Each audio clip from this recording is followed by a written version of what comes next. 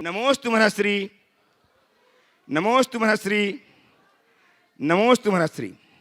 मनश्री में ऑनलाइन प्रश्न के माध्यम से इस कार्यक्रम को गति देना चाहता हूं, आपके आशीर्वाद चाहते हुए। यूपी बिनौली बागपत से श्रीमान नितिन जी जैन, जो अच्छे अच्छे प्रश्न के लिए विख्यात हैं, आज पुनः एक प्रश्न भेजा है।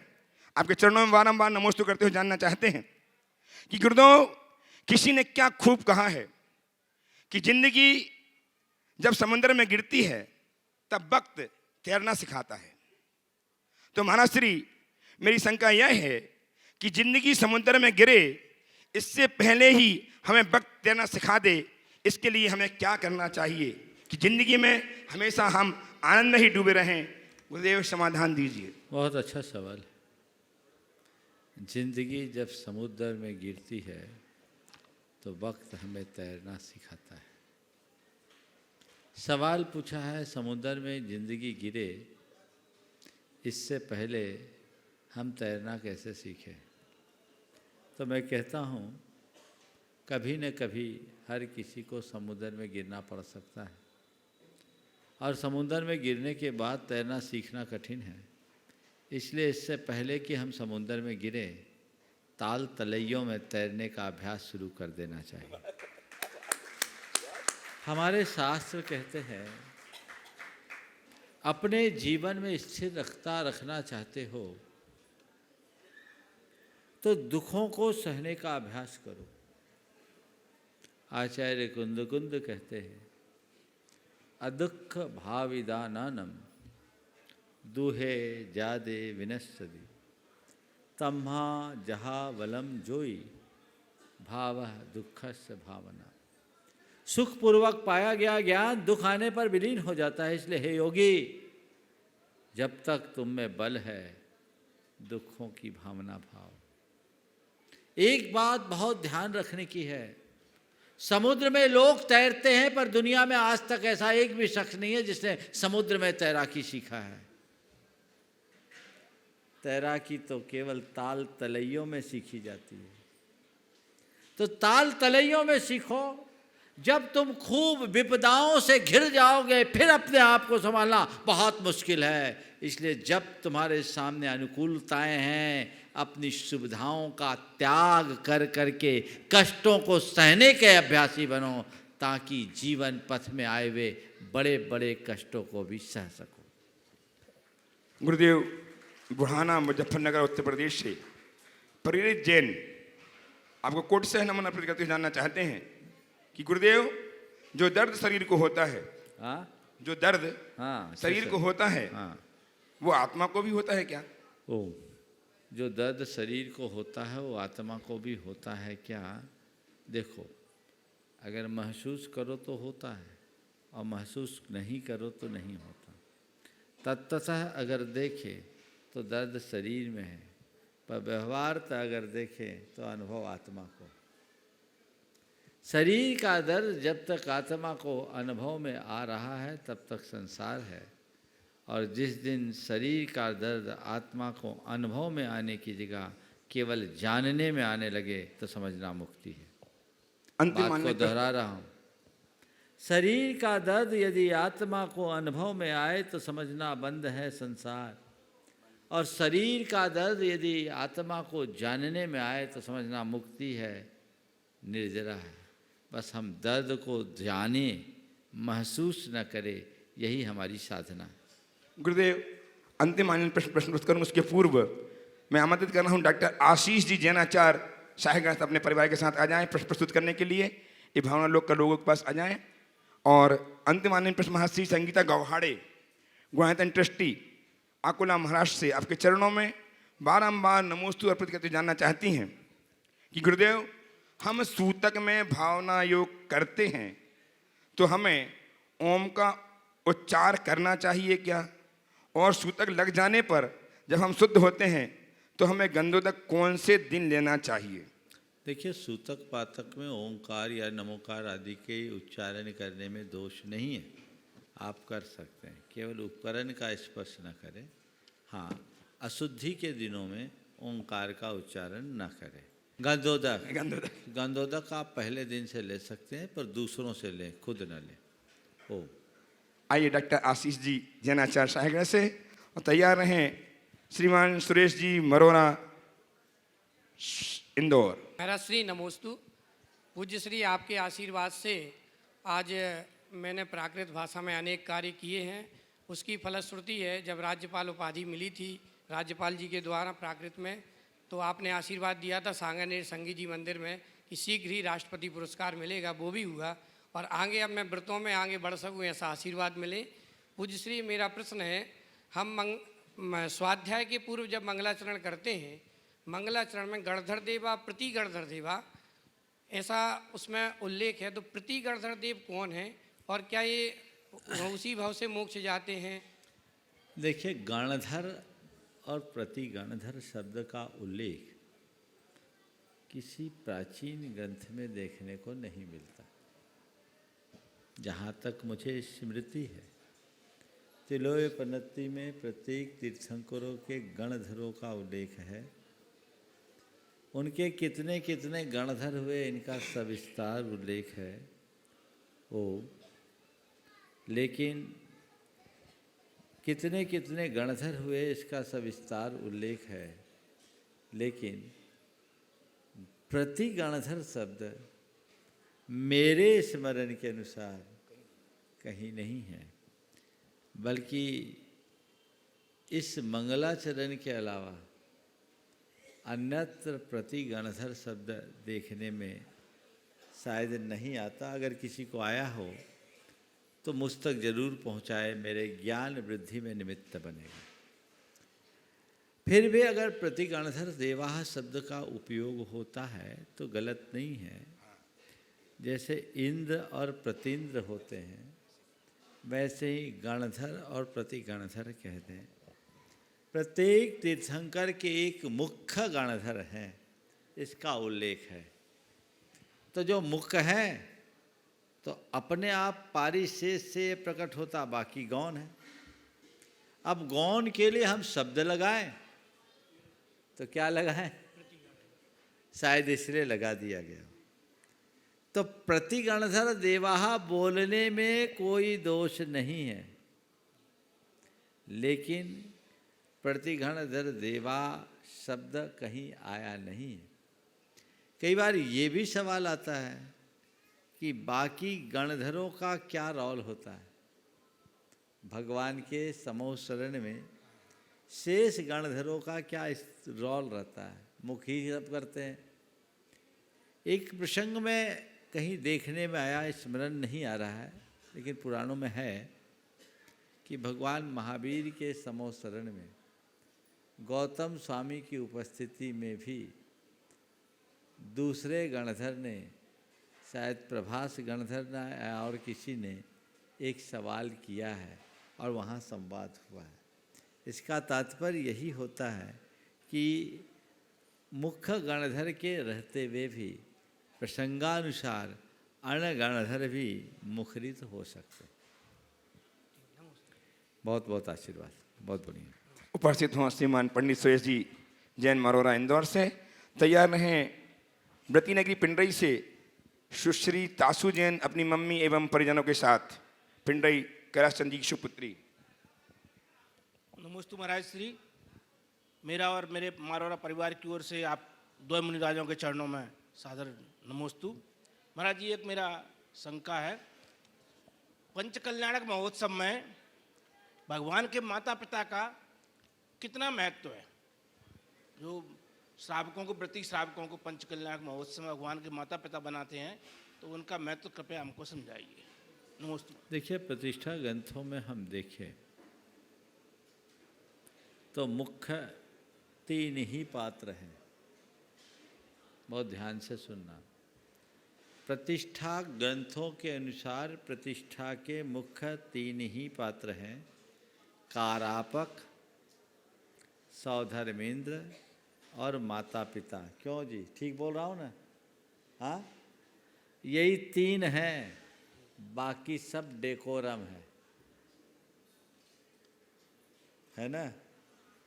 मुख्य पात्र तो यही है, कारापक यानी पूरे मंदिर का निर्माण कराने वाला और यज्ञ की संरचना करने वाला, जैसे आज के शब्दों में मैं कहूँ तो वो महायज्ञ नायक के रूप में हो सकता है।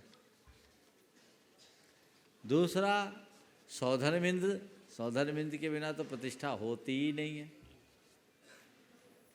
और माता पिता, इनका उल्लेख है और ये एक भावना है। अब हम भगवान का गर्भ कल्याणक जन्म कल्याणक मना रहे हैं तो कैसे मनाएंगे? हवा में गर्भ होगा? तो उसके लिए उस तरह की संस्थापना होती है और जो भाव पूर्वक ऐसा सौभाग्य प्राप्त करते हैं उनका जीवन धन्य हो जाता है। वो व्रत भी लेते हैं, संयम भी लेते हैं और जीवन बदल जाता है। तो भगवान के माँ बाप बनने का सौभाग्य सातिशय पुण्य के बंध का कारण और जीवनोद्धार का सबल निमित्त है। मुझे ये नहीं पता कि माता पिता बनने वाले को कितना पुण्य मिलता है, पर मैंने ये जरूर देखा है कि जो माता पिता बने हैं उनका जीवन धन्य होता है, उनका जीवन धन्य हो जाता है। इसी भाव में जितने लोग माता पिता बने हैं, मेरे संपर्क में हैं, उनके जीवन में जो भाव शुद्धि विशुद्धि निर्मलता पवित्रता है वो उनके जीवन की श्रेष्ठतम उपलब्धि है। इसलिए मैं अक्सर कहता हूँ जीवन की मूलभूत साध में सम्मेद शिखर की वंदना, भगवान विराजमान करना, सिद्ध चक्र विधान करना, सौधर्म में इंद्र बनना और माता पिता बनना, ये जरूर कर लेना। अपने जीवन में इनमें से कोशिश करो, गृहस्थ अवस्था में रहते हुए जितना कर सके करे, जब मौका मिले फायदा उठा लो। नमोस्तु महाराज। उपस्थित हों सुश्री तासुजन मम्मी, अपनी मम्मी एवं परिवारजनों के साथ पिंडरई बितने की पिंडरई से तैयार रहें। श्रीमती विभा जैन, बक्सवाहा, मध्य प्रदेश, छतरपुर से। परम पूजनीय मुनिद्वय के चरणों में त्रिवार सपरिवार त्रियोग नमोस्तु नमोस्तु नमोस्तु। हे गुरुदेव, हमारा जीवन बहुत मूल्यवान है और कल आपने शंका समाधान में कहा भी था कि गई हुई सांसें कभी वापस नहीं आती। तो गुरुदेव, क्या जीवन मूल्य भी समयानुसार रूपांतरित होते हैं? शंका का समाधान कीजिए। देखिए, जीवन मूल्य दो तरह के, एक शाश्वत और दूसरे सामयिक। शाश्वत मूल्य चिरस्थायी होते हैं, वे कभी बदलते नहीं। पर बहुत सारे सामयिक मूल्य होते हैं जो समयानुरूप बदलते रहते हैं, जैसे परस्परता, स्नेह, प्रेम, आत्मीयता, करुणा, अहिंसा। ये जीवन के शाश्वत मूल्य हैं। ये चिरंतन है, सदा है, सदा रहेंगे। इनके बिना जीवन का उत्कर्ष संभव नहीं। लेकिन दूसरी ओर बहुत सारे सामयिक मूल्य हैं जो आज है, पहले नहीं थे, और बहुत से ऐसे हैं जो पहले थे, आज नहीं है। सहजीवन की वृत्ति पहले थी, वसुधैव कुटुंबकम की बात थी, अब लोगों का एकल जीवन प्रमुख हो गया है। ये सब सामयिक है, समय के अनुरूप बदलते हैं। पहले थे, आज नहीं है। और बहुत सारी चीज़ें ऐसी हैं जो आज है, अतीत में नहीं थी। जैसे कारपोरेट सिस्टम आज है, अतीत में नहीं था। तो इस समय के अनुरूप होने वाला परिवर्तन है। तो जीवन में हमें दोनों के मध्य तालमेल बनाकर चलना चाहिए। नमोस्तु गुरुदेव, नमोस्तु। उपस्थित हों श्रीमती विभा जी, बक्सवाहा, छतरपुर, मध्य प्रदेश से। तैयार रहें बाहुबली फुरसुले जैन, औरंगाबाद, महाराष्ट्र से। नमोस्तु महाराज जी। बोलिए। महाराज जी, तन मन धन का यदि वजन बढ़ जाए तो ऐसा क्या करें कि तन मन धन का, हाँ, आवाज स्पष्ट नहीं है, बोलिए। तन मन धन का वजन बढ़ जाए, हाँ, तो इसके लिए क्या करें कि तन भी स्वस्थ रहे और मन भी शांत और सुंदर बने। तन मन धन का वजन बढ़ने लगे तो क्या करें? मैं आपको एक पुराना किस्सा याद दिलाता हूँ। सैनिक ने अभय कुमार की बौद्धिक चतुराई को समझने के लिए उसके सामने एक सबक रखा कि एक बकरे को खूब खिलाओ, इतना खिलाओ कि दिन भर खाते रहे, लेकिन उसका वजन नहीं बढ़ना चाहिए। बकरे को खिलाओ, इतना खिलाओ कि उसको फुर्सत ही ना मिले, दिन भर खाए पर वजन ना बढ़े। समस्या बड़ी थी। अभय कुमार ने कहा ये हो जाएगा। ये क्या किया, एक बकरे को रखा और उसके सामने शेर रख दिया। बकरा दिन भर खाता, शेर को देखता तो उसको पसीना छूटता, बेचारे की हालत पस्त हो जाती। कहते हैं बकरा खाया पर वजन में रत्ती भर अंतर नहीं आया। मुझे पता नहीं ये कहानी कब की है, लेकिन मैं आप सबसे केवल एक सूत्र देना चाहता हूं। संसार का चाहे जितना सुख भोगना हो भोगो, काल रूपी शेर को सामने रखो, वजन बिल्कुल नहीं बढ़ेगा।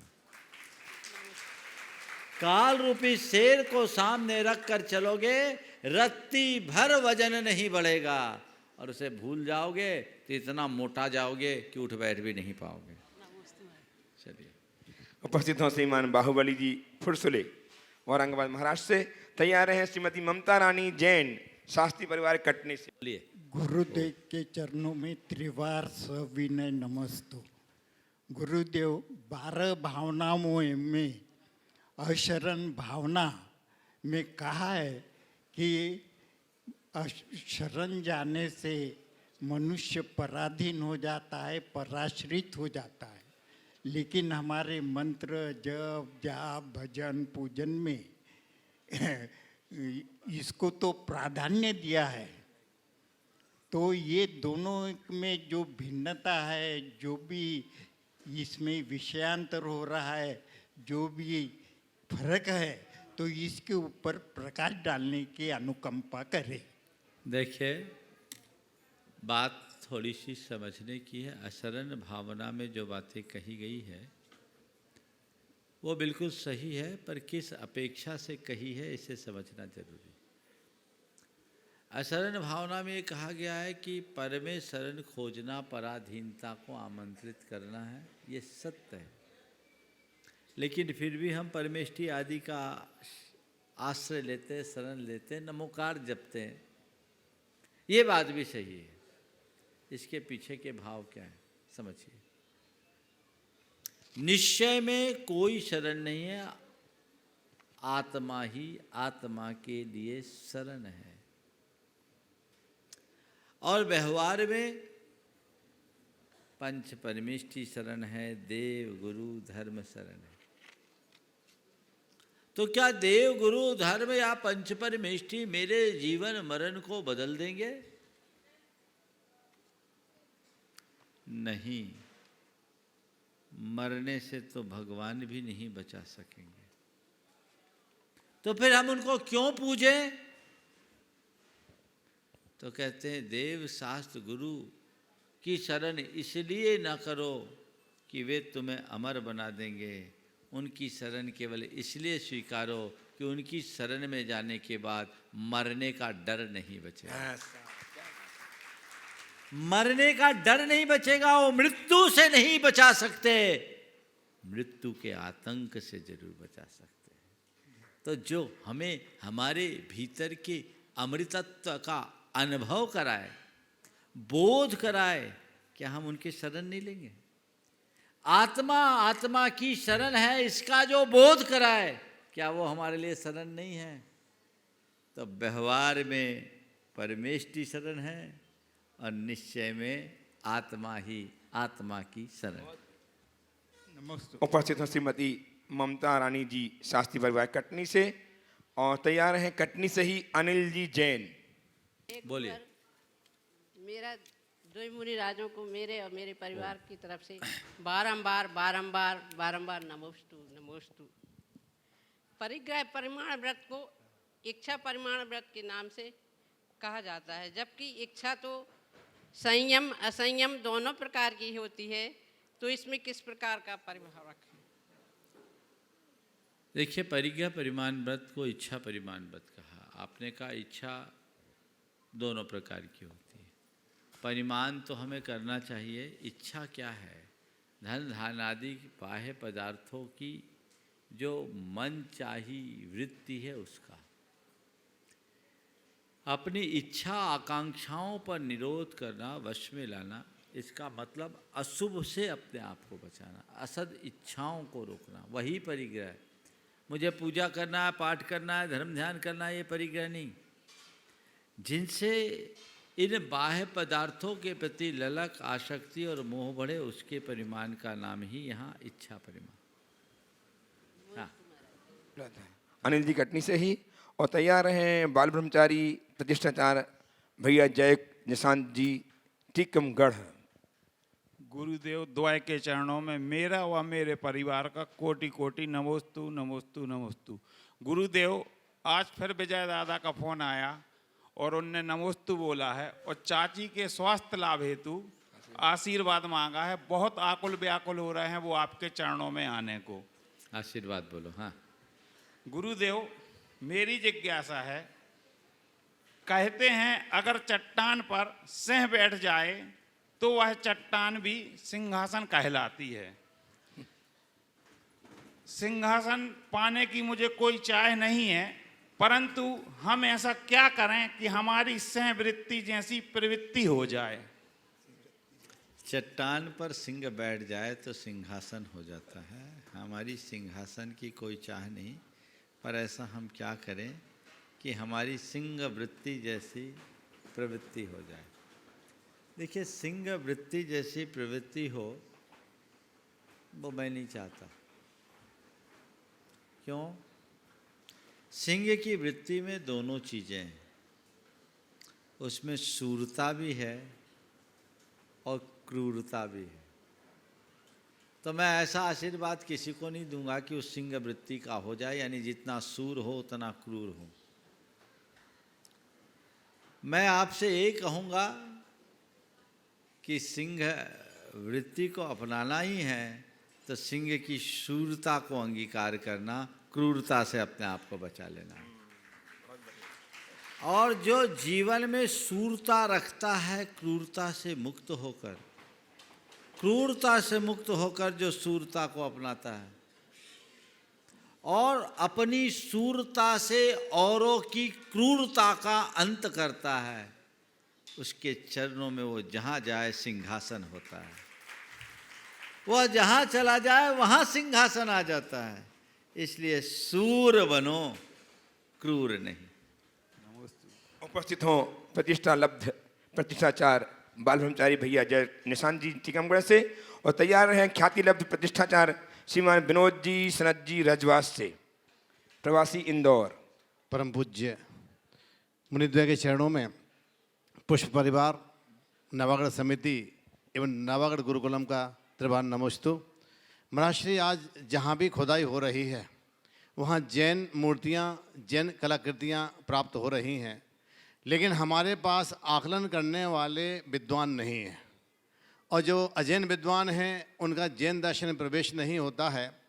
इसीलिए नवागढ़ में प्राप्त रॉक आर्ट, रॉक पेंटिंग, जिनमें महाविद्वानों की परिपालना, संलेखना एवं संलेखना पूर्वक पंचम गति को प्राप्त करने का स्पष्ट उल्लेख मिलता है, लेकिन जो इसके जानकार हैं, जिन्हें हमने इनवाइट किया है, बुलाया है, वह इस विधा से अपरिचित होने के कारण वह कोई भी इसमें अपना नोटिस नहीं दे पाए हैं।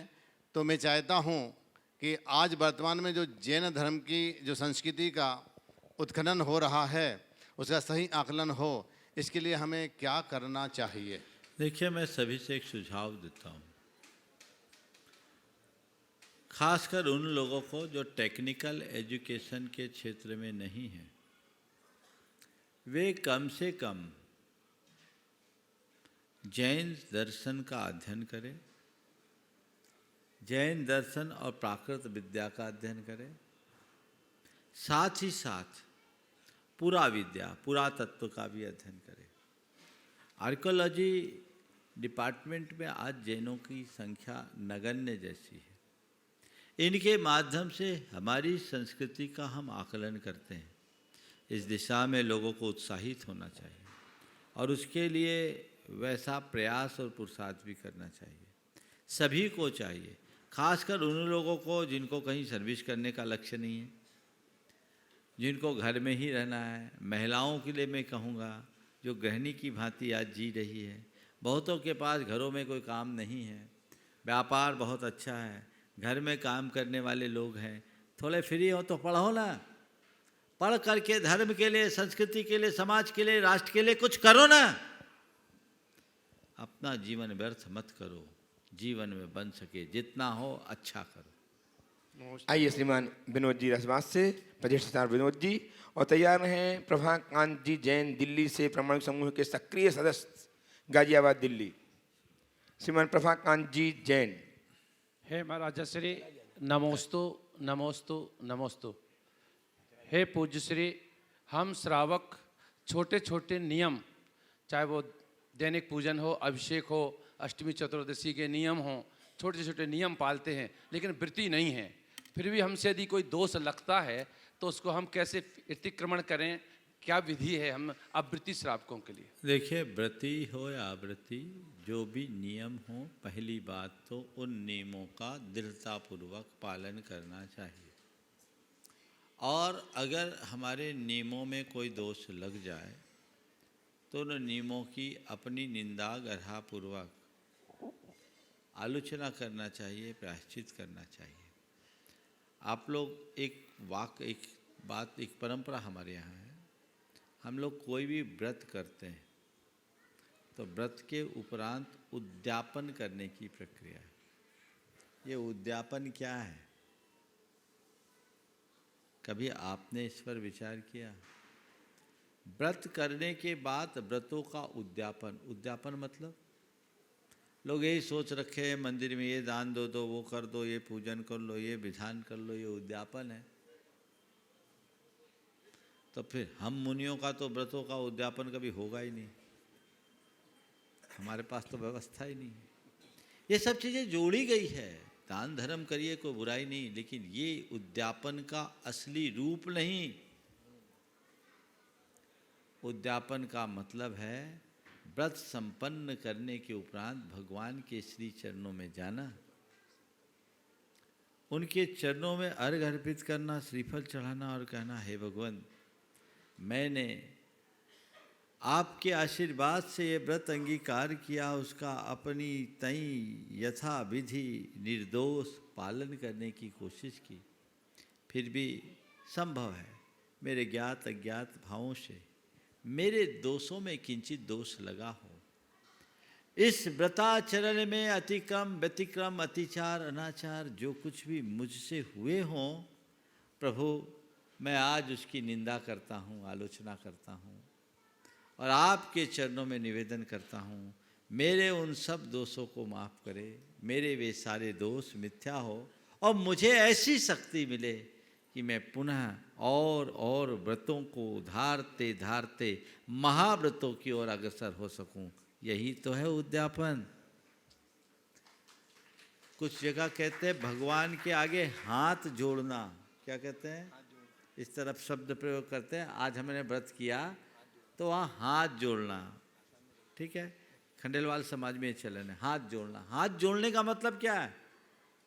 आप लोग बोलते हैं ना भैया उसने तो हाथ जोड़ लिया, यानी हाथ खड़े कर लिया। नहीं, हाथ जोड़ने का मतलब भगवान के चरणों में जाकर कृतज्ञता प्रकट करना और अपने दोषों की आलोचना करना, उसका निवेदन करना, यही उसका प्रायश्चित है। तो इसी आधार पर मैं आप सबसे कहता हूँ, छोटे मोटे जो कुछ भी दिन भर की क्रियाओं में दोष लगते हैं, भगवान के सामने जाकर उसके लिए क्षमा मांगे, हर जीव से क्षमा मांगे, क्षमा करे और प्रार्थना करे, भगवान मेरे ये दोष मिथ्या हो। बड़े दोष लगे तो चाहे व्रती हो या अव्रती, उन्हें गुरुजनों से उसका प्रायश्चित लेना चाहिए। आ जाएं, उपस्थित हों श्रीमान प्रमोद जी शास्त्री परिवार कटनी से। प्रमोद जी आ जाएं। और तब तक एक सूचना, आने वाली 19 तारीख आप हम सब के लिए अद्भुत तारीख होगी, जबकि गुरुदेव अपने संयम के उपकरण पिच्छिका को परिवर्तित करेंगे। ये उत्सव ठीक 1 बजे से इसी पंडाल में होगा। अपने समय को निकालें और उपस्थित होकर के इस महोत्सव को देख करके जीवन को धन्य करें। 19 तारीख दिन रविवार। सीधा प्रसारण जिसका जनवाई चैनल पर दिखाया जाएगा, इस बात का ध्यान रखें। गुरुदेव के चरणों तैयार में रहेंगे जितेंद्र जी जैन, वेदन ट्रस्टी, बेंगलोर। गुरुदेव के चरणों में अनंत कोटि नमस्तु। गुरुदेव, इस सिद्ध क्षेत्र में पुण्य जागा और बड़ी हिम्मत करके मैं आज गुणायतन से जुड़ सका हूँ। ये बहुत पूर्व जन्मों का ऐसा पुण्य होगा कि इस सिद्ध क्षेत्र, शाश्वत क्षेत्र पे ऐसे निर्माणाधीन भव्य जिनालय में मैं एक धूल के समान उसमें जुड़ सका। गुरुदेव, आपके चरण रज बिलहरी में पड़े और उसकी वर्षगांठ 12 तारीख को मनाने का निर्णय समाज ने लिया है। आपके आशीर्वाद के लिए वो सब यहाँ पर आए थे। लेकिन इस कार्यक्रम को जहाँ जहाँ पे भी ऐसी वर्षगांठ होती है, हम उसमें ऐसी क्या भव्यता प्रदान करें कि वो ऊर्जा सतत इतनी बढ़ती रहे कि हम कभी वार्षिक मेला भराना न भूलें। बहुत सुंदर। सबसे पहले तो मैं आपको और आपके पूरे परिवार को आशीर्वाद देता हूँ। आप कह रहे कि मैं गुणायतन से आज जुड़ गया। अरे जुड़े तो पहले दिन से थे। आप तो वो व्यक्ति हो जो नींव की ईंट रखने वालों में। देखिए भाई, मेरा एक सभी से ये कहना है कि गुणायतन से केवल वो नहीं जुड़ा जिसने बड़ा दान दिया। मैं तो कहता हूँ जो कोई मुझसे जुड़ा है, हर कोई गुणायतन से जुड़ा है। नमोस्तु। जो धर्म से जुड़ा है वो गुणायतन से जुड़ा है। इस अर्थ में हर कोई जुड़ा है। और मैं देखता हूँ हर व्यक्ति अपनी शक्ति और सामर्थ्य के अनुसार जो उत्कृष्टतम दे सकता है वो दे रहा है, देने की भावना रख रहा है। अभी प्रमोद जी ने जो आज सूत्रधार के रूप में उनके नाम की घोषणा की गई, ये ऐसे व्यक्ति हर जगह देते रहते, हमेशा देते रहते। तो आकर के बोला, महाराज जी मुझे यहाँ रुकना नहीं है, आगे बढ़ना है। बस यही भाव तो जीवन की सबसे बड़ी उपलब्धि है। व्यक्ति के हृदय में उदारता विकसित होने लगे तो समझना हमने धर्म का एक बड़ा लाभ ले लिया है। मेरा आशीर्वाद है, इसी तरह जुड़े रहें। और आपके माध्यम से उन तमाम व्यक्तियों को जिन्हें ये लगता है कि हम जुड़ नहीं पाए, सब जुड़े हुए हैं, जुड़े रहें। और एक वाक्य में एक संदेश दूंगा, अपने जीवन का जो उत्कृष्टतम दे सको वो दो, दान दे सको दान दो, दान नहीं योगदान दो। दान दे सको दान दो, दान नहीं दे सको तो योगदान दो। दान से बड़ा योगदान होता है। जो जुड़े हैं वो जुड़े हैं, बहुत अच्छी बात है। पर जुड़ कर के न रहें, जुड़ने के साथ साथ जुट जाएं ताकि औरों को भी जोड़ा जा सके और इस अभियान को गति दे जा सके, ताकि पूरी समाज का गुणात्मक परिवर्तन हो सके। इसलिए मैं कहूँगा सबको जुड़ना है और सबको जुटना है, ताकि हम वह सब कुछ घटित कर सके जिसकी हमें आशा और अपेक्षा है। अब आपके सवाल पर आता हूँ। आज आपने पूछा है बिलहरी की पहली वर्षगांठ आगामी 12 तारीख को होने वाली है और इसे किस तरीके से आयोजित करें। निश्चित बिलहरी और बिलहरी का तो गुणायतन से बड़ा गहरा संबंध है। यहाँ के पार्श्वनाथ भगवान तो बिलहरी से ही आए हुए हैं, इसलिए गुणायतन और बिलहरी में तो बिलहरी को गुणायतन के एक हिस्से के रूप में देखता हूँ। तो बहुत अद्भुत मंदिर। मैं लोगों से ज़रूर कहूँगा कि जब कभी भी कुंडलपुर की ओर जाएं, अभी कुंडलपुर में बड़ा भारी महोत्सव होने वाला है। अपने यात्रा के क्रम में कुंडलपुर से बोहरी बंद होते हुए बिलहरी जरूर आए। और वहीं कटनी है, सारा एक दूसरे रूट ही ऐसा बना है। अगर आप उस क्षेत्र में गए हैं और बिलहरी के दर्शन नहीं किए तो मैं मानूंगा आपकी यात्रा में कुछ कमी रह गई है। इसलिए जो भी आगामी दिनों में अपने कार्यक्रम बनाएंगे वो ऐसा कुछ बनाएं कि कटनी उतर जाए या जबलपुर उतरे तो कटनी से बैठ जाएं। सारी सुविधाएं हैं और सब एक रास्ते में हैं। अद्भुत अद्भुत जिनबिंब, अद्भुत जिनालय, वहाँ की भावधारा ही अलग होती है। आपने पूछा है वर्षगांठ कैसे मनाएं। मैं तो कहता हूँ मंदिर की स्थापना तिथि को मनाना हमारे पंच कल्याणक की सारी यादों को तरोताज कर देना है। पूरी समाज को एकजुट करके खूब उत्साह और उमंग के साथ बड़ा उत्सव महोत्सव करना चाहिए। देश भर में मंदिर की वर्षगांठ कैसे मनाएं, आपका ये सवाल है। मैं उत्तर दूंगा, उस दिन एक महान उत्सव करें। उत्सव करके उस मंदिर से जुड़े हुए सभी लोगों को, साधर्मी जनों को बुलाए, भगवान का अभिषेक महोत्सव करे, पूजन करे, विधान करे और उस दिन उस मंदिर के रख रखाव के लिए लोगों को संकल्पित करे, दान देने की प्रेरणा दें और वर्ष भर की पूजा अर्चा को सुनिश्चित करने का उपक्रम उस दिन करें कि आज 1 साल हो गए, अब हमें और अगले साल के लिए ऐसा करना है। इस तरह की प्रक्रियाएं अपनाएंगे तो मंदिर के प्रति लोगों का जुड़ाव भी बढ़ जाएगा और मंदिर की व्यवस्थाएं भी बन जाएगी। ऐसा खासकर उन मंदिरों के लिए ज़रूरी है जो आज गाँव से, शहरों से दूर हैं, गाँव में हैं, जहाँ समाज का अभाव है। एक दिन जुड़ करके जिस भी जगह के आप निवासी हों, जहाँ आपका मंदिर है, जिसकी आप प्रतिष्ठा से जुड़े हो, मन में ऐसा बना के रखो, साल में 1 बार तो मुझे वहाँ पहुँचना है।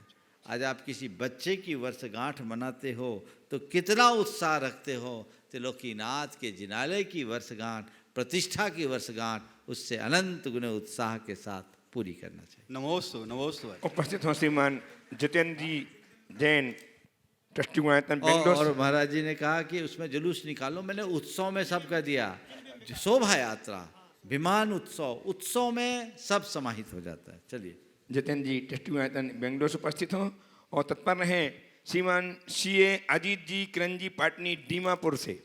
दोनों महाराज जी के चरणों में मेरा बारंबार नमोस्तु नमोस्तु नमोस्तु।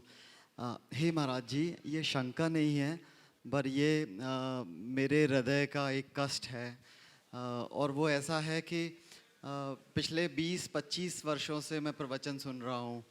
मैं अपने लाइफ में, मैं अपने जीवन में देखता हूँ कि हमने कुछ चीज़ें तो ठीक कर ली हैं, जैसे रात्रि भोजन छोड़ दिया, लेकिन वो इंग्लिश में जो कहते हैं 1 step forward and 2 step backward, बस वही स्थिति चल रही है जीवन में कि आगे नहीं बढ़ पा रहे हैं, आगे नहीं बढ़ पा रहे हैं। महाराज जी कैसे करें?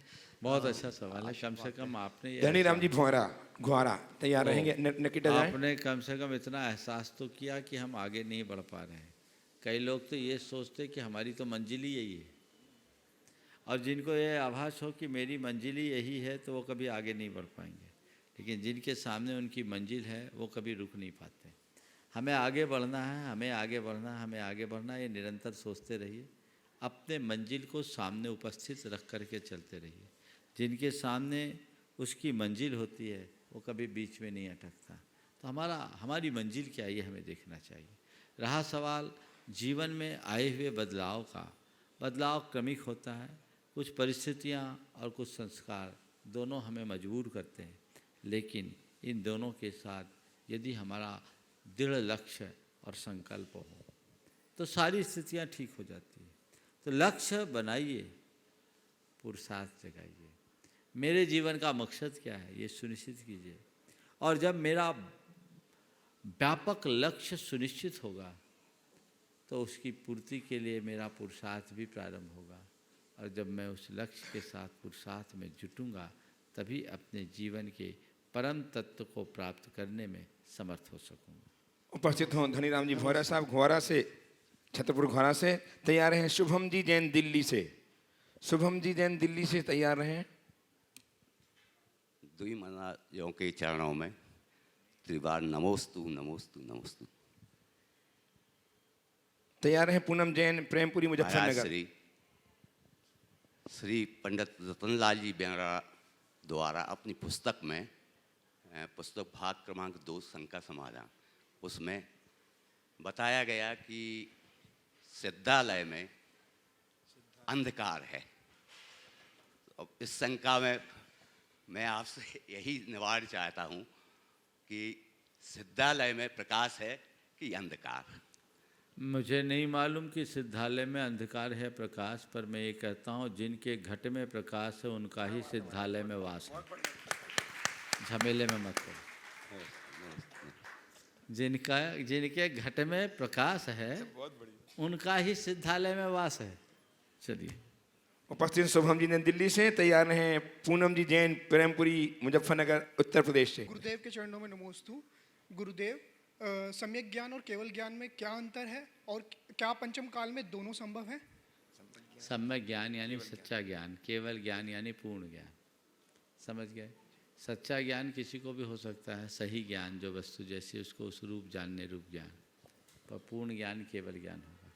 पंचम काल में केवल ज्ञान नहीं हो सकता। केवल ज्ञान सम्यक ज्ञान है, पर सम्यक ज्ञान मात्र केवल ज्ञान नहीं है।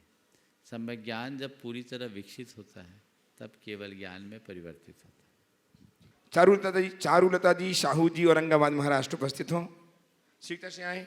अगला तब तक ऑनलाइन और लोगों जीएस भारती कर्नाटक मैसूर।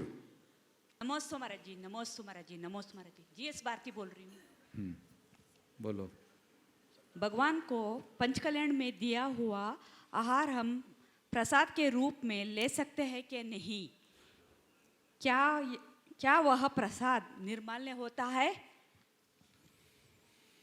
देखिए, भगवान को दिया हुआ आहार प्रसाद के रूप में लेना मुझे उचित नहीं दिखता, क्योंकि उच्छिष्ट है। ये कहाँ परंपरा आ गई? क्यों पंडित जी, ऐसा होता है क्या? हाँ, देते हैं? हाँ, नहीं है, ये परंपरा सुसंगत प्रतीत नहीं होती, वो उच्छिष्ट है। हमने भगवान को दे दिया तो वो चीज़ लेने की व्यवस्था हमारे यहाँ नहीं। नमोस्तु महाराज जी, नमोस्तु। आइए औरंगाबाद से चारुलता जी शाहू जी बसे तो और तैयार हैं टीकमगढ़ से किरण जी जैन टीकमगढ़ है। मुनिराजों के चरणों में त्रिवार नमोस्तु नमोस्तु नमोस्तु, मेरा और मेरे परिवार से नमोस्तु। गुरुदेव, अपना जैन समाज आलू प्याज नहीं खाता, इस वजह से हर जगह पहचाना जाता है। यहाँ तक कि प्लेन में 5 स्टार होटल में विदेशों में भी जैन फूड मिलता है। हमें कोई पूछता है कि आप जैन हो क्या, तो हमें बहुत गर्व महसूस होता है।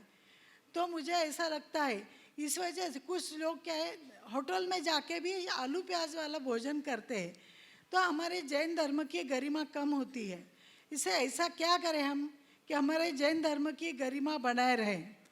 बस लोगों के मन में ये भाव बहुत जगा ले कि हम जैन हैं। क्या करें? वे लोग जो ऐसा करते हैं उस घड़ी ये भूल जाते हैं कि हम जैन हैं। जिन्हें अंतर से याद रहे कि हम जैन हैं, वो ऐसा कृत्य कभी कर ही नहीं सकते। मैं आप सबसे कहूँगा कि आप अपनी मजबूरी में घर में चाहे जैसा जीवन जी लो, बाहर तो ऐसा जीवन जियो जिससे तुम्हारे जैन होने का प्रमाण प्रकट हो। यही तुम्हारे जैनत्व की शान होगी और इसमें ही तुम्हारे जैनत्व का गौरव है। लेकिन दुर्भाग्य है, आधुनिकता की अंधी दौड़ में लोग इन सब बातों को नज़रअंदाज करते जा रहे हैं। नतीजा हम सबके सामने आ रहा है। वे तो हमारी व्यवस्थाएं बना रहे हैं और तुम उनको नकार रहे हो। अगर ये सब खाना शुरू कर दोगे और जैन फूड को लोग अगर बोलेंगे नहीं, मांग नहीं करेंगे, तो कल वहाँ से हटते देर नहीं लगेगा। और जिस दिन हट गया उस दिन हमारा क्या अस्तित्व रहेगा? तो अपने जैन होने के अस्तित्व को बनाए रखना है तो तुम्हें तो वहाँ जैन फूड ही खाना चाहिए। जहाँ जैन फूड उपलब्ध है वहाँ जैन फूड खाना चाहिए, और जहाँ जैन फूड उपलब्ध नहीं है वहाँ जैन फूड की मांग करनी चाहिए, ताकि तुम्हारी पहचान बनी रहे। ऐसी दृष्टि हो। आपका एक बहुत बड़ा कर्तव्य है, आपकी एक जिम्मेदारी है कि आपने जिस परंपरा में जन्म लिया उसे आप आगे बढ़ाएं, उसकी पुष्टि करें, उसकी प्रभावना करें। और यदि ऐसा नहीं कर सकते तो ये बहुत शर्मनाक है। उपस्थित हों श्रीमती किरण जी जैन टीकमगढ़ और तैयार हैं सुश्री साक्षी सोनी जयपुर। जी नमोस्तु। दोनों महाराज जी के चरणों में मेरा नमोस्तु नमोस्तु। मुनिश्री, मेरा प्रश्न है कि सम्मेद शिखर की जो भूमि है वह शाश्वत है, वो कभी किसी काल में नष्ट नहीं होती है। मैं ऐसा कौन सा पुण्य करूं कि सम्मेद शिखर में ही मुझे जन्म मिले? नमस्ते महाराज। सम्मेद शिखर में जन्म मिले ऐसा पुण्य मत करो। हमसे तो ऐसे पुण्य की मांग करो कि ऐसा कौन सा पुण्य आए कि मैं शिखर पर जाके बस जाऊं। चलिए। श्री साक्षी सोनी उपस्थित जयपुर से तैयार हैं श्रीमान कालिदास जी जैन छावड़ा जियागंज ट्रस्टी गुणायतन। नमोस्तु गुरुदेव, नमोस्तु नमोस्तु। गुरुदेव, मेरा प्रश्न यह है कि चंचलता क्या है तथा चंचलता को हम कैसे जीते, तथा भावना योग करते समय हम ऐसे क्या कमांडे ताकि हम चंचलता पर विजय प्राप्त कर सकें। नमोस्तु गुरुदेव। चंचलता का मतलब क्या है?